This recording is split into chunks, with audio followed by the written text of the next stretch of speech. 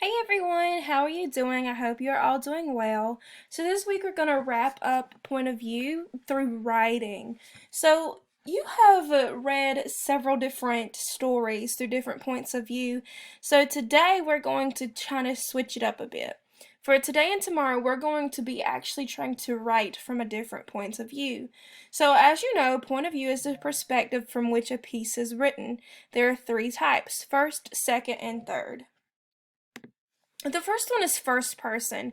It uses the pronouns I, we, and me.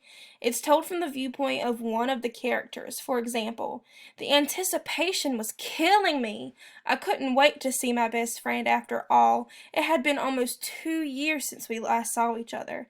I missed Natalie so much. So this is first person because we can see that it is being read from our perspective. It is being told from the viewpoint of the character, and we are reading it as if it was us. So what we're going to do is we're going to write a short narrative for the picture from the first person point of view. I'm going to give you an example, but you are not to use my example, and if you do, you will get it wrong. So in this picture, we see a group of friends playing tug of war. So I'm going to write from the first person perspective, the first person point of view, on how this story would probably go. So maybe if this was me in this story, I'm gonna pretend like I'm the little girl right here. I'm gonna pretend like this is me. I'm gonna say, my friends and I decided to play tug of war.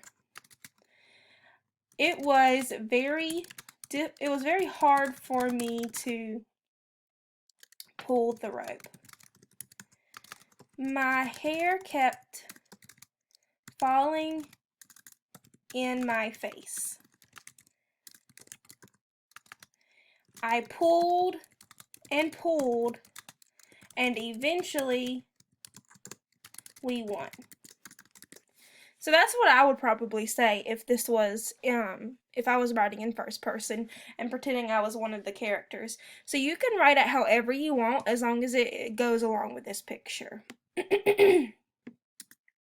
So for second person, this uses the pronouns you and your. The narrator is speaking directly to the reader, mostly how to or directional. For example, you will take fresh cut fruit and place it in a baking dish. In a separate bowl, you will mix 1 cup milk, 1 cup flour, and 1 cup sugar. Mix together and then pour it over the fruit. Bake at 350 degrees until top is brown and bubbly. So like I said before, this one's kind of more difficult to write about if it's in a narrative piece, but if it's like more informational, like you're writing a story on how, or writing down a recipe or how to do something, it wouldn't be that difficult. So we're going to choose a favorite sport or hobby and write a how-to paragraph using a second person point of view. So my favorite sport or hobby is, let's see, I'm going to say doodling because I can't think of one right off the top of my head. So you're going to write your favorite sport or hobby here, and I'm going to write a little paragraph on how to doodle. First, you will need a piece of paper and a pencil. Next, you will start to move the pencil across the paper with whatever shape comes to your mind. Lastly, you are going to color in the shape. Then you are done. So that is how I'm going to write my paragraph on how to write in second person point of view. So you can do whatever hobby or sport you want to. It doesn't have to be something that you do all the time. It can be something that you maybe even want to do. Just tell me how to do it. Now we're going to get into third person. This uses the pronouns he, she, they, and different people's names. And this is told from the viewpoint of a character. Now we've talked about limited and omniscient. We haven't really talked a lot about objective, but it is also another type of third person point of view. And this is how much the narrator knows depending on which type of third person is being used. So third person limited, the narrator knows the thoughts and feelings of only one character. For example, Alex loved playing football, but he wasn't sure if it was the best thing at the time. His knee was just getting better and his classes were really tough this semester. He thought he could do it, but he just wasn't sure. He wasn't sure what his mom would think either. He wasn't even sure she would let him play. So through this example, you can see the name Alex and the names or the pronouns he and also she talking about his mom. We also know that this is limited. So the narrator only knows the thoughts of Alex. The narrator doesn't know the thoughts of the mom because it even says he wasn't even sure she'd let him play. If the narrator knew what the mom was thinking, it would then be third person omniscient, which is the one we're going to talk about now. Third person omniscient is the narrator is all-knowing and knows the thoughts and feelings of all the characters.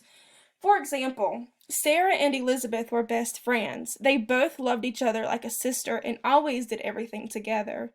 Sarah's mom also treated Elizabeth like her own daughter. Elizabeth basically lived at their house, and Sarah's mom looked at the two as equals. Excuse me. So we see here that the narrator knows what both Sarah and Elizabeth like. They both know both of their feelings, and it even knows what Sarah's mom thinks about Sarah and Elizabeth both. So that is what third person omniscient is. It knows the thoughts and feelings of every single character. Now this is a new one. We haven't really talked about third person objective. Third person objective is the narrator is an observer and does not know the thoughts and feelings of the characters.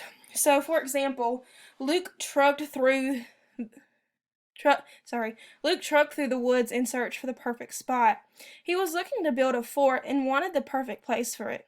Timmy was coming over later to help, and Luke wanted to have it already.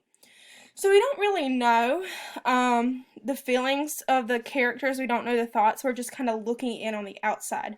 So it's kind of like if you were observing a dog, you would write like the dog jumped on the couch. The dog played with his shoe toy. We are writing down what we see, but we don't know how the dog's feeling. If we did know what the dog was feeling, we would say the dog jumped on the couch playfully. He then chewed his toy happily. See those emotions that would get added into there?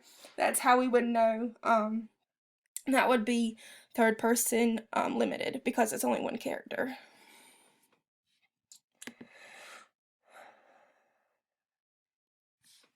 Now we're going to write a short narrative from the picture from the third person point of view. It can be any type. It can be limited, omniscient, or objective. Just make sure that you write the type on this box. So I'm going to write it from objective because that one's new. So I'm going to write it from third person point of view, objective. So let's see, in this picture, we see people camping. So I gotta remember the third person objective doesn't know any thoughts or feelings. Third person objective is just someone looking on.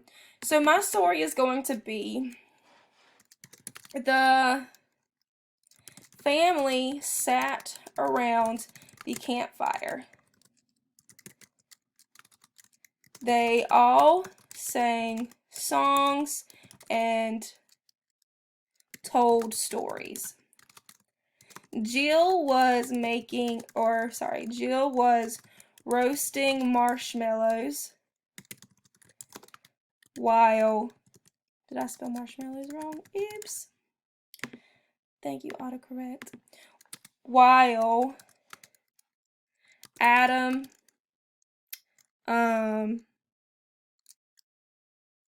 roasted hot dogs.